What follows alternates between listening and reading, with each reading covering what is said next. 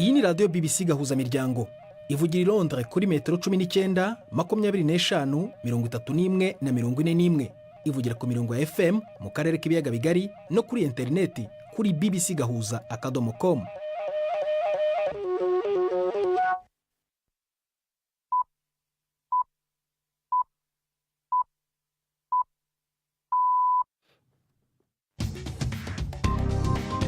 Ubu ni saa 10 n'igice ku isaha mpuzamahanga ya GMT, ni saa 12 n'igice ku masaha yo mu Rwanda no mu Burundi. Muri studio muri kumwe na Prudence Ngiyumva. Weriwe uteze amatwi BBC gahuza miryango aho uri hose ku isi, kaze kuri radio kuri bbcgahuza.com, kuri Facebook live mu buryo bw'amashusho no ku mirongo migufi ya shortwave. Dore ingingo z'ingenzi amakuru turambora mu kanya kuri uyu wa kabiri tariki 8 z'ukwa kane.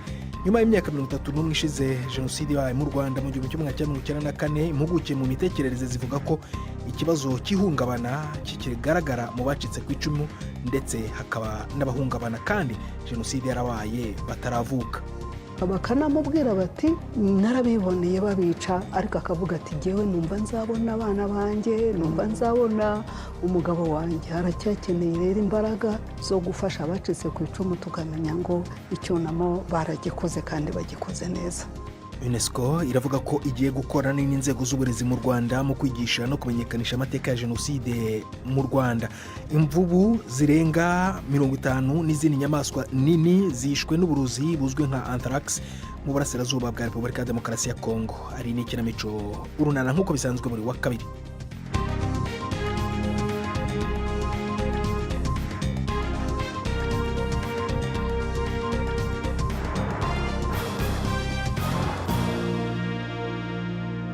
Ikaze ku makuru arambuye. Perezida Zelensky wa Ukraine aravuga ko abaturage babiri b'Abashinwa bafashwe bari kurwanira Uburusiya mu karere ka Donetsk mu burasirazuba bwa Ukraine. Avuga ko bafatanywe ibyangombwa by'Ubushinwa ndetse n'amakarita ya banki, anasaba ko Beijing imuha ibisubizo.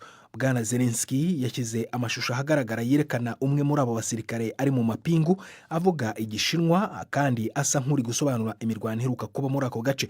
Ibi ni ibirego bya mbere ku mugaragaro ko Ubushinwa buri guha Uburusiya ubufasha bw'abarwanyi. Kyiv yavuze ko aba atari bo basirikare bonyine b'Abashinwa bari kurwanira ku butaka bwayo. Nyuma y'imyaka 31 ishize jenoside ibaye mu 1994, impuguke mu mitekerereze zivuga ko ikibazo cy'ihungabana kikigaragara mu bacitse ku icumu, ndetse n'abahungabana kandi jenoside yabaye bataravuka. Izi mpuguke zivuga ko hari abahuye n'ihungabana jenoside ikirangira, ariko hakaba n'abagenda barigaragaza nyuma y'igihe kirekire. Igisubizo gitangwa n'izi mpuguke ni uko uwacitse ku icumu yategwa amatwi hatitaye ku kigero cye cy'ubukure. Ni mu gihe kandi mu gihugu hamaze kugaragara izindi mpuguke nyinshi mu bijyanye n'iyi mitekerereze zifasha cyane mu guhangana n'ihungabana rikunze kwigaragaza cyane mu gihe cyo kwibuka. Inkuru ya Jean Claude Mwambutsi, Kigali. Mu gihe u Rwanda rwibuka ku nshuro 31 jenoside yakorewe Abatutsi, abayirokotse muri rusange bemeza ko bagenda barenga ibikomere basigiwe nayo, nubwo kuyibagirwa byo bidashoboka. Hari abari bato bashoboye kwiga no kwigeza ku buzima bwiza, hari n'abakoze ibindi bikorwa bibateza imbere. Gusa nubwo hari abateye intambwe, ikibazo cy'ihungabana kiracyavugwa mu batari bake. Professeur Vincent Sezibera, impuguke mu bibazo by'imitekerereze, aravuga ibiranga uwahuye n'iki kibazo. Ni mu kiganiro yarimo kuri televiziyo y'igihugu. Umuntu agira ubwoba burenze, gahinda kenshi, uburakari, kumva waratakaje ibyishimo ariko ukanatakaza n'icyanga cyo kubaho.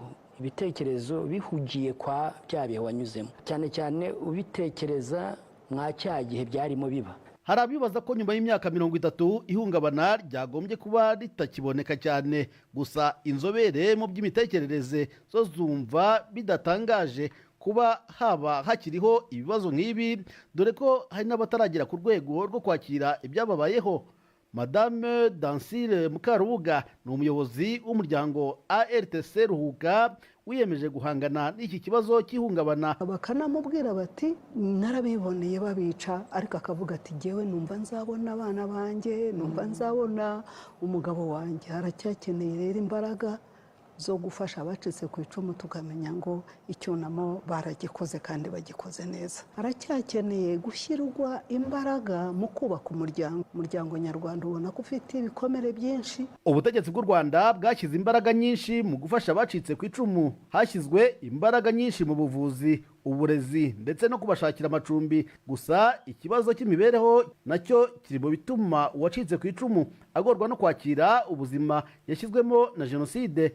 Constance Mpinganzima ni umuyobozi wungirije w'umuryango Avega ugizwe n'abagore bapfakajwe na jenoside. Ukavuga uti simba ameze ntya, iyo umugabo yaba akiriho ntabwo tuba tumeze gutya, iyo abana banjye babaho simba ameze ntya. Nyuma y'imyaka 31, niba umupfakazi muto yari afite imyaka 20 muri jenoside, ubu afite 51. Za mbaraga zahagurukaga zikarwanirira umuryango we zirimo ziracogora. Ibikorwa byo kwibuka byatangijwe ku munsi w'ejo birakomeza mu buryo bwihariye muri iki cyumweru cyose. Gusa gahunda yo kwita ku bibazo byasizwe na jenoside yo igomba gukomeza mu gihe cy'iminsi 100 ihwanye n'igihe yamaze iyogoza ibice byose by'u Rwanda. Tukiri ku nkuru ijyanye na jenoside, UNESCO iravuga ko igiye gukorana n'inzego z'uburezi mu Rwanda mu kwigisha no kumenyekanisha amateka ya jenoside yakorewe abatutsi. Iri shami rya Loni rishinzwe uburezi n'umuco ritangaje ibi nyuma y'uko muri 2023 ryashyize inzibutso 4 za jenoside ku rutonde rw'umurage w'isi mu ntego yo kuzongerera agaciro ku ruhando mpuzamahanga. UNESCO ivuga ko kwigisha amateka ya za jenoside ari inshingano yayo ikomeye, kandi kuba 65% by'abaturage b'u Rwanda ubu baravutse nyuma y'1994 bizafasha mu kumenyekanisha urwibutso rwa jenoside mu rubyiruko. Navuganye na Karere Farakapane, umuvugizi wa UNESCO mu gisata cy'uburezi, ntangira mubaza aho icyo gitekerezo cyaturutse. UNESCO ifite inshingano zo gukora kuri kahise k'amahano biciye mu nyigisho mu mashuri. Tumaze rero imyaka myinshi dukorana n'ubushikiranganje bw'amashuri ku isi yose harimo no mu Rwanda kugira twigishe kahise kajanye na jenoside. Tumaze imyaka myinshi dukorana n'u Rwanda na cyane biciye mu ishyirahamwe ryitwa AGC Trust, na cyane mu gukarahiriza ubwenge abigisha muri Afurika. Twarakoze igikorwa gisa nk'ico n'ubushikiranganje bw'amashuri muri Afurika y'ubuseruko kugira duha abigisha ibikenewe mu kwigisha ibijanye na jenoside n'ayandi mahano harimo na jenoside y'abatutsi yo mu 1994. Intambwe ikomeye cyane yabaye ukwandika mu murage w'isi ivyibutso vyahiciwe abantu, urwibutso rwa Nyamata, Murambi, Gisozi na Bisesero. Ibyo vyibutso byaranditswe mu murage w'isi mu 2023. Twarabivuganye n'abategetsi b'ubushikiranganje bw'ubumwe n'ubwiyunge ari nabwo bujejwe ivyibutso bya jenoside mu Rwanda, ingene ivyo bibanza bihambaye mu kwibuka byonagira uruhara mu mashuri.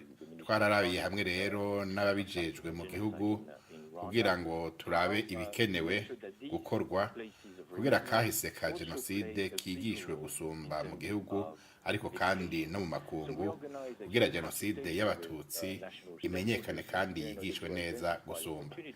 Ibi rero biri mu gikorwa kinini kirimo abategetsi bajejwe indero n'ivyibutso mu bihugu bitandukanye kugira indinganizo zabo z'amashure zijane neza no kwigisha kahise k'amahano harimwo na jenoside n'ayandi mahano nk'ivyabaye mu Rwanda. Uyu ni umugambi muri UNESCO tumaze imyaka turiko turakora urimwo no gukinga jenoside, harimwo ibihugu byo muri Afrika, Uburaya, Aziya, Amerika y'Epfo n'ahandi, kugira abategetsi bashireho inzira zo guhangana na bene ivyo bibazo bigoye kandi bizitanye cyane, mu gihe ibihugu byose ku isi usanga bifise kahise kagoye bitegerezwa kumenya inyifato bikagirako. Which of course touch every country in the world. Everybody has a difficult past to deal with. Muranavuga kandi ko ngo muzahugura urubyiruko rusanzwe rukora ibiganiro ku bijyanye no kurwanya ibinyoma ku mateka ya jenoside. Mwasobanura uko ibyo bizakorwa? sites, places of ibibanza remembrance byo are actually kwibuka ni opportunities to uburyo develop bwo new gutunganya pedagogies inyigisho outside of the udaciye mu traditional nzira za kera schooling system. dusanzwe So tumenyereye in the case of mu nyigisho Rwanda, z'amashuri we ku have byerekeye discussed u the rwanda possibility of twaravuganye involving kuraba youth, ingene involving hoba local uruhara people rw'abakiri in the bato villages, involving ababa aho artists, byabereye but also researchers. abanyatugenegene So outside the abashakashatsi system, in ni order to ukuvuga develop inzira new atari tools zirya and, tumenyereye resources z'inyigisho that zo mu can serve the mashuri community, kugira that turonke can serve ibikoresho better mfashanyigisho the bishasha and the byofasha future. So we ikibano want to go byofasha ba somehow mukerarugendo n'abanyeshure beyond neza what the gusumba school uko can byahora offer, and dushaka make rero sure that these kurenza places of aho amashure ashobora actually become gushika places where kugira you ngo can ivyo experiment bibanza vyo new kwibuka pedagogies and you can bibe ibibanza let, bishobora people that are not kuvamwo really imfashanyigisho within the school kugira system ngo express themselves n'abatagiye mu mashure in such baronke ways that ijambo we can come up mu with, buryo tworonka new ibikoresho materials, bishasha new innovative bishobora tools, gufasha abakiri bato that can reach out n'imice to, itandukanye the youth y'abantu. and to various publics in the country. BBC Gahuza tugeze ku isaa moya zibura iminota 20 mu Rwanda no mu Burundi. Mu kanya turakomeza n'amakuru arambuye. Ndi Prudence Ngyumva.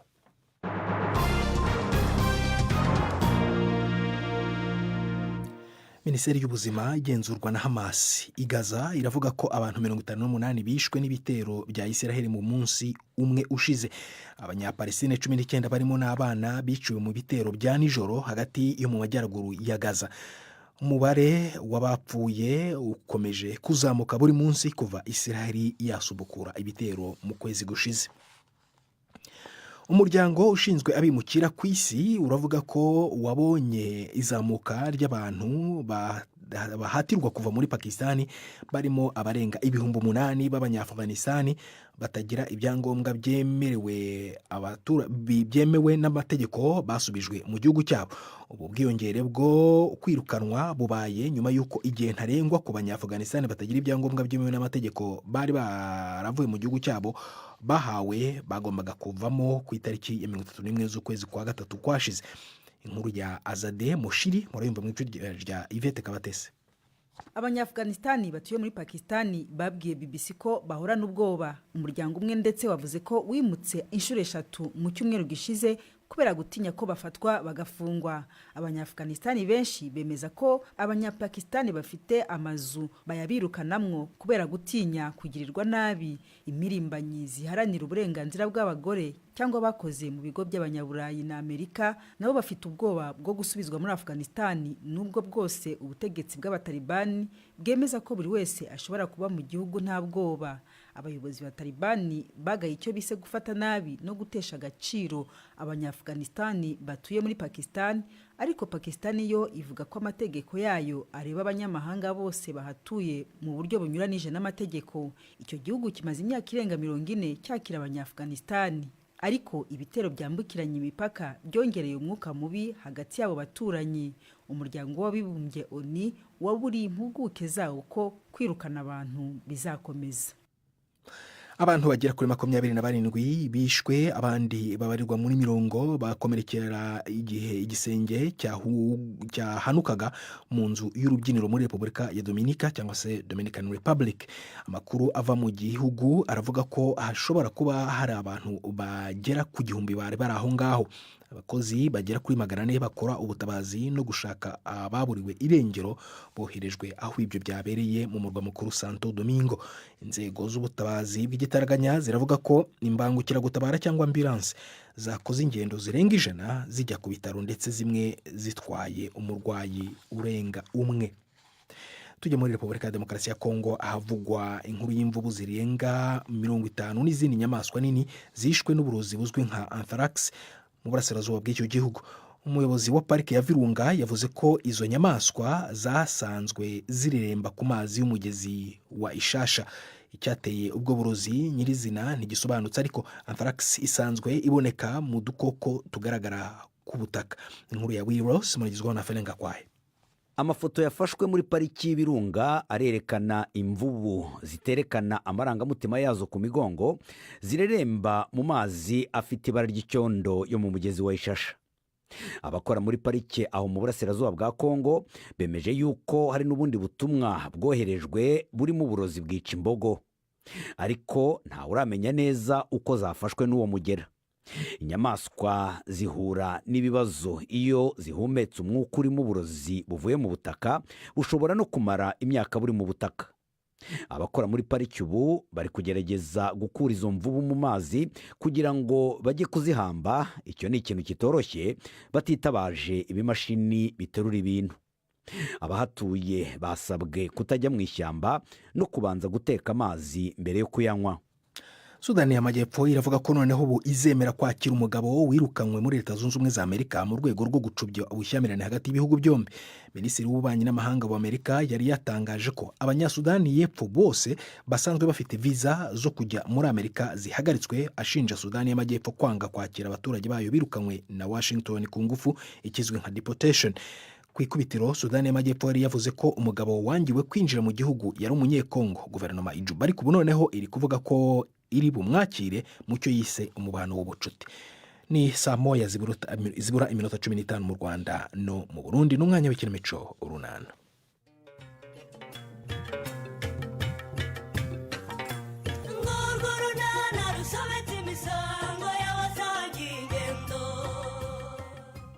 Urubyiruko rwa Nyarurembo rurakangurirwa kugira uruhare mu bikorwa byo kwibuka Jenoside yakorewe Abatutsi mu 1994. Honorine ngo ntashira Karemera Makinga. N'urunana.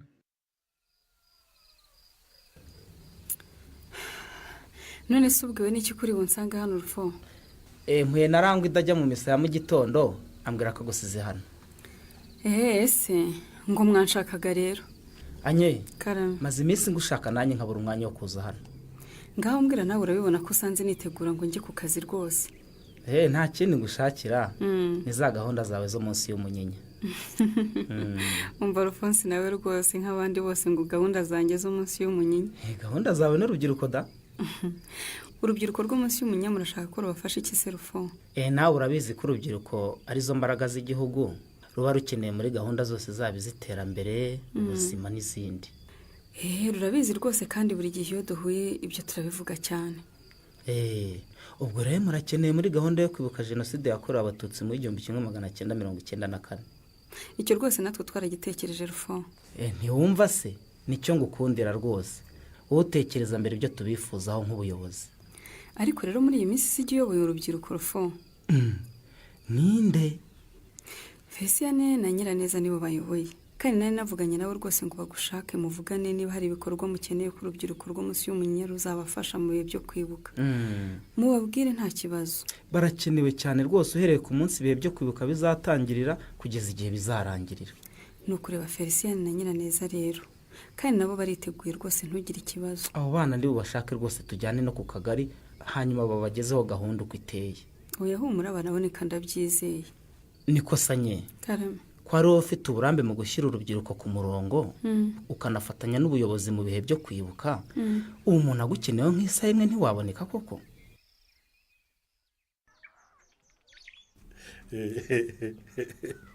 Ariko se urumva ibyo nkubwira ibyo gusa koko kore niko Stefa wagiye umwanya rwose ukarenzaho amazi koko ariko sha ugeretseho no kunshinyagurira se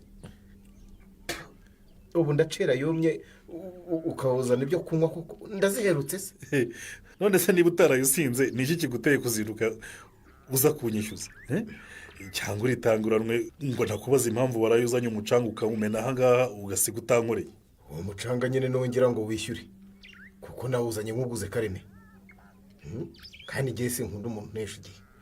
Niba udashaka kumborera nsubiza amafaranga yanjye Stefa nshaka undi mufundi. Amafaranga agenda ate? Umugore wanjye yaguhaye. Ariko uzi ko ntarenze ko wowe n'umugore wawe musigaye muri abatekamutwe Kareme umbeshye ngo wayamusigiye nimugera haje kwishurize none utiyampaye amafaranga. Simbyumva nta mafaranga none nayaguhaye. Mbandoka rwaje kare ntayo yampaye. Ntibishoboka uretse gato Stefa. Honorine ariko iyo umpamagara kuri ibi wibagiwe ko umwana asinziriye. Nsubiza se yego cyangwa oya amafaranga nagusigiye wayahaye Stefano? Ntayo namuhaye. Nasize nkubwiye ngo icyo Honorine kuyamuha ngo yubake neza umusarani. Hanyuma se wabujwe n'iki kuyamuha? Ariko rero Kareme wari ubizi neza ko ngiye ibintu byo kuvugura umusarani ntabyumva kimwe nawe. Hanyuma amafaranga uyakoresha iki? Erega wamaze kugenda nyogokuru arongera arampamagara kandi rwose amamagara arakaye cyane. ubwo si byo guhamagarwa na nyogokuru wawe bihuriye no guha Stefano amafaranga ngo avugure umusarane Honori? birahura cyane rwose, dukeneye amafaranga kugira ngo dukemure ikibazo mfitanye nawe. Si nkumva Honori, ibibazo ufitanye na nyogokuru wawe bihuza ute n'ikibazo cyo kubaka umusarane wujuje ibyangombwa kugira ngo dukemure ikibazo cy'indwara ziterwa n'umwanda? Njye rero n'ubu ndumva ikibazo cy'umusarane atari cyo cyihutirwa rwose Kareme. Ikihutirwa ni ukujya iwacu kansabugako, bityo nyogokuru akampa amahoro. Nyine iby'amafaranga yagombaga gukora byarahindutse rwose Kareme. Ariya mafaranga yavamo umukenyero wanjye nzakenyera mu bukwe. Ngo n'imyenda ya Migi rwose yavamo Kareme, hagasigara nyine yo gukodesha kositime yawe uzambara, imikenyero y'abakobwa bazanyambarira, yewe cacakasa aho ngaho nyine Honori. Zana ayo mafaranga vuba vuba tuye Stefano akomeze gahunda zo kutuvugurira umusarane. utiriwe ugira icyo uvuga rwose nsabye imbabazi kuko ngize isoni mudugu. Zigera rwose nyirane kuko iminota nkererewe nayimaze ngutegereje. nk'abana mwereye indangagaciro zigomba kubaranga harimo kubahiriza igihe nakwiza mu za mbere. Ibyo pe nibyo kandi ubusanzwe njye sinjya nyererwa pe, niyo mbonye igihe kimfashe mbimenyesha abo turi kumwe mbere. njye rero namenyereye ko iyo umuntu akubwiye isaha ashobora kurenzaho indi, bityo kuko nanga gutegereza bigatuma ndenzaho iminota. muri make wo kubahiriza igihe ngo utegereze abakererewe wahisemo kuba ari wowe ukerewe. Nyirane wahisemo nabi pe.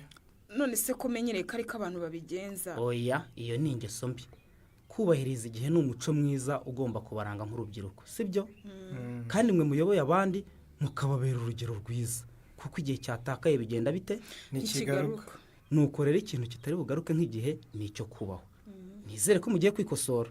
Cyane rwose, kandi urakoze umuyobozi wacu kudukebura. Wumvise nyirane? Nabyumvise kandi ndahita mbikosora rwose. Wa mugana wo kugendera ku bandi nzajya ndeba ibyanjye, ntabwo nzongera kwica igihe na rimwe pe. Murakoze cyane. Namwe murakoze. Hanyuma rero Agnes yambwiye ko yabagiye icyizere akabaha inshingano zo kuyobora urundi rubyiruko rwo munsi y'umunya muri iyi minsi ataboneka. Niko bimeze, ubu turi mu mwanya we. Twiteguye gukorana n'ubuyobozi mu bihe byo kwibuka jenoside yakorewe abatutsi mu 1994. Ni byiza rwose. Ibikorwa byose urubyiruko ruzakenerwamo turahari. Hanyuma mugomba kubanza kuruhuriza hamwe tukaganira nabo bakamenya ibikorwa tuzakora mu bihe byo kwibuka aho buri wese akenewe tugendeye ku bumenyi bwe. Ko baharira harimo abize, abatarize n'abakiri mu mashuri bose turabageraho. Kandi buri wese azakora ibyo afitiye ubumenyi. Kandi uhereye kuri njye na Nyiraneza harimo abakorerabushake ubuyobozi bukunze kwiyamamaza mu bihe bitandukanye. Ntimugire ikibazo muyobo. Abizi birebana n'imitekerereze bazaba hafi y'abazagira ikibazo cy'ihungabana mu gihe cy'ibiganiro. Ndetse n'ibindi bikorwa byose bizadufasha kwibuka twiyubaka, urubyiruko rwa Nyarurembo turahari.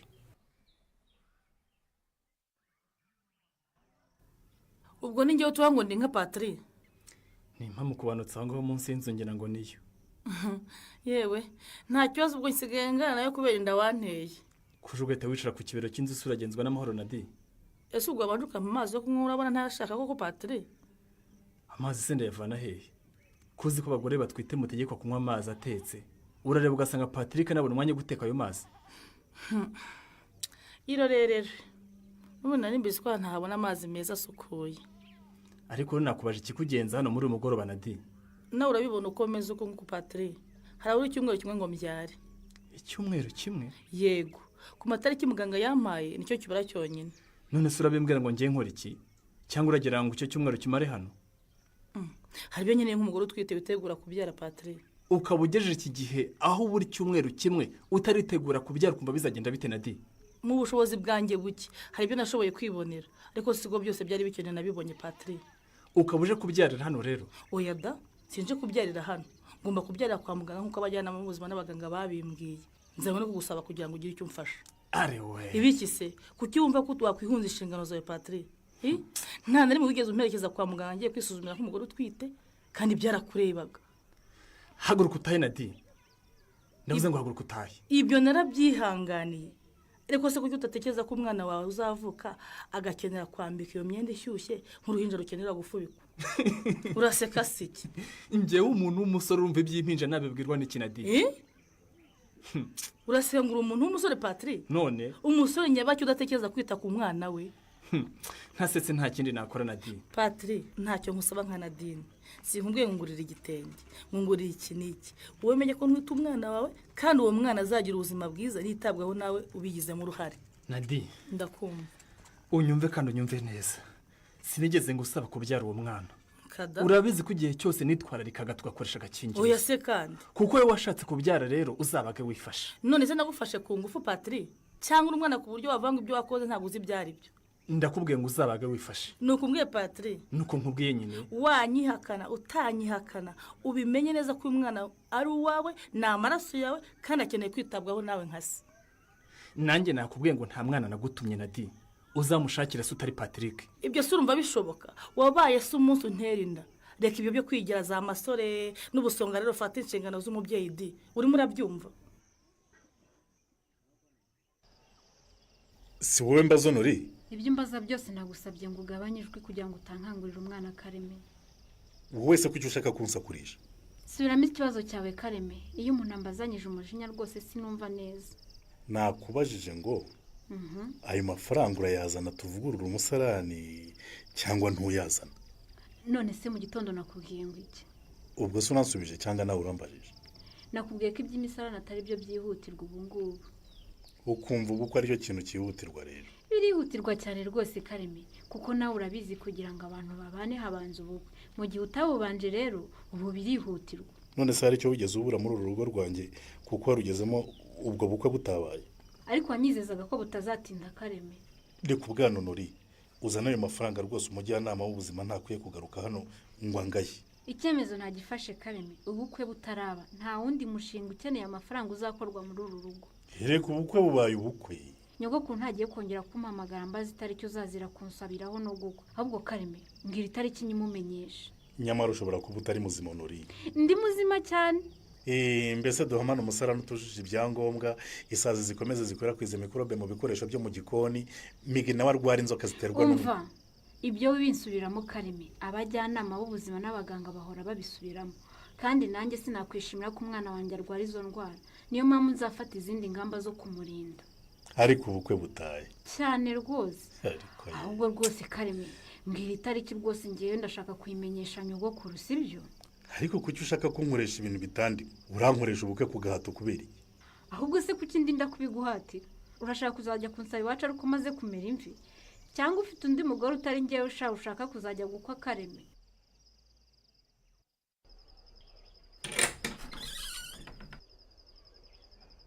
Uzi ko narinzi ko watashye Nadine. Ariko iyi mibi nayo ahubwo se waretse nkinjira mu nzu ko umubu ugiye kunyicara hano ku rubaraza rwawe Patri. Arewe, mureke wewe winjire mu nzu yanjye. None se Patri, umubu urakomeza kundumira hano, uyobeye ko malaria ari mbi cyane ku mugore utwite? Ibyo niwe ugomba kumenya kuko niwe utwite Nadine, kandi niwe ugomba kumenya ubuzima bwawe. Haguruka utahe rero, ubu ntubona ko imvura ishobora no kugwa? Urumva gusanza nga byagenda bite Nadine? Winkangisha imvura Patri. Nadine, ndakumva. Tani ifite umushyitsi kandi sinshaka gusanga hano. Wanyemura ikibazo ukareba ko ntagenda. Naguhakane kandi sinisubiraho. Nanjye rero ntaho njya. Uwo munyabyago wundi asange ndi hana kumenye neza. Ngo umunyabyago? None uwo muhi udashaka ko mbona rwose umukobwa. Yaba umukobwa cyangwa umuhungu se birakureba. Birakurebara. Winjijisha Patri. Ni umukobwa ndabizi neza. Ndagusabye ngo mvira mu rugo rwose sinshaka umushyitsi wanjye gusanga hano Nadine. Waretse akahansanga Patri. Ko hari wende yagira amahirwe gusubira inyuma utaramutenda mu muterane nka Nadine. Nadine, wamvire mu rugo bitaraba nabi. Nimba uri muzima mvira mu rugo. Niba ari ukora kuri iki kibero cy'inzu mparari Patri, simva nutanke muri ikibazo.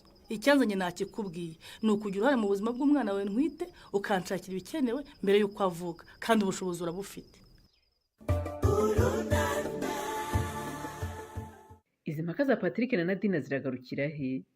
Naho mu kiganiro runana cy'ubutaha. Ikinamico runana mwitegurirwa n'umuryango Urunana Development Communication, mukayikurikira kuri radio BBC kuwa 2 no kuwa 4 saa 12:45 z'umugoroba. Ikinamico runana kandi mwayikurikira kuri YouTube. Kuyigeraho andika ijambo Ikinamico runana official maze utange n'ibitekerezo. Uramutse ufite ikibazo cyangwa igitekerezo kandi wifuza kutugezaho, watwohereza ubutumwa bugufi bwanditse kuri telefone igendanwa 0783 18 10 64.